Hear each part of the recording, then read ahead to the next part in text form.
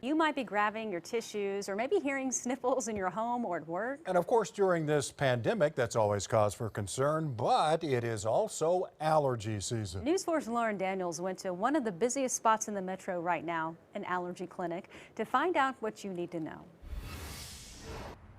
If you're like me and your allergies are making you uncomfortable, to say the least, we are not alone. It is that time of year again here in Oklahoma. So that's one thing about Oklahoma, that there's pollen all 4 seasons here. So it is very unique that way. Patients are constantly coming in the doors of the Oklahoma Allergy and Asthma Clinic. If you have allergies, you can have symptoms year-round for sure. Dr. Brett Haymore says this is the time of year when the weed pollens are at their peak, a trigger for many. So usually that's going to be sneezing, runny nose, itchy, watery eyes.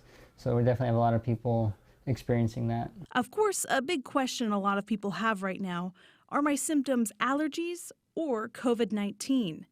Dr. Hayburn says primary indicators of infection are fever, body aches, or a loss of taste or smell.